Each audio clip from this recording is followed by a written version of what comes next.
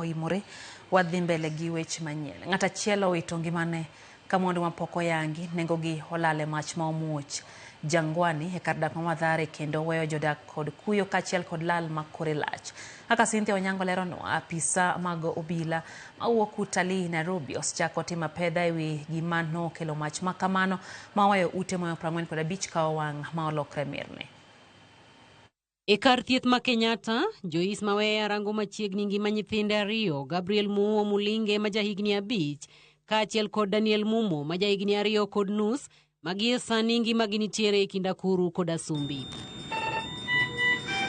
Kaluwore kod Joyce, Rick ne odhi manyo e kinde ma oyudo ote ni mach omuoch e ode, kendo juko wuon pargi kod nyithinde ariyo e ot, mach ma bang'e olandore mapiyo kendo kwako ute jirende mokiogo. Gabriel ako hapo anauchimuvi kwa mzee anaitwa Shei. Tukamliza watoto wako wapi, akaniambia watoto wako na baba yao kwa nyumba. Niambia hiyo mimi si kuona haja kuenda kwa nyumba. Niambia wako na baba yao. Tukafikisha hiyo mama kwa nyumba kisha tukarudi.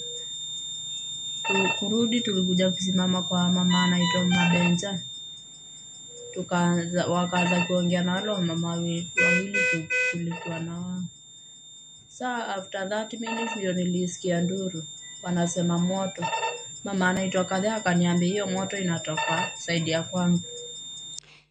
Jaod Joyce Maweya Newton Mulinge kata kamano owito ngimane kinde machuok kende bang' temo reso nyithinde ariyo, magie sani lakteche temo reso ngimagi e kar thieth ma Kenyatta, ka lakteche kar thiethno koro kwayo jopiny mondo owuog oko kendo konye chenro mar solo remo manyalo konyo e reso nyithinde ariyogo. Walikuwa mlevi. Sijui alilala akasahau sigara kwa mdomo ama aliachia Daniel kibiriti. Moto sijui ilitoka wapi.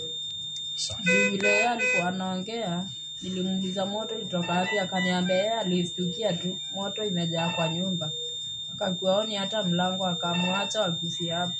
E kar dagni ma Jangwani, anyuola mohewo 45 sani onge kuonde dak kendo kalo e pek bang' midhiero makama jukogi, ka koro gichiwo ywak ne tend arita kwe kod sirikal mondo resgi e yudo chiemo, kar jot kod arita ahinya to ne mine kod nyithindo matindo magie sani nindo e koyo.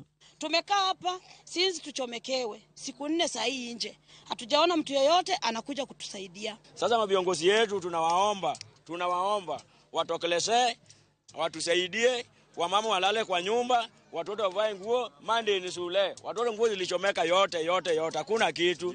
Wataenda aje? Wamama sasa mwezi ni mbaya. Kila kitu kilichomeka, hata nguo ya ndani hakuna. Wajitokeleze, wamama wapate usaidizi. Jodak maka wacho ni majno omonjogi e kinde mang'eny gine nitiere yore mag menyo, kendo nomiyo gibedo kod nyalo mar reso mwandugi. Kagie sani, obila timo nonro matut kendo choko maling'ling mar fwenyo kaponi majno ne en masira koso tim mar ng'ato owuon. Nyumba yenye ime totally burned ni nyumba 51. But tuko na mazi zingine zenye zimeharibika. Zimefika nyumba 89. Sababu zingine vitu zimechomeka, wengine wamepoteza vitu. So tuko na nyumba yote 89. Magitimore kinde manyuola mar Newton Mulinge to lit kod kuyo kwako, ka jodak to kwayo sir kowuok kuom jopiny e temo reso ngima nyithindo ariyo manitiere kar thieth. Penjo bende medo bedo kaponi sirikal timo moromo mar geng'o kethruok ma ikelo kod mee matucho makamagi, ahinya to e kuonde dak ma ongohore. Cynthia Onyango, Ramogi TV, Nairobi.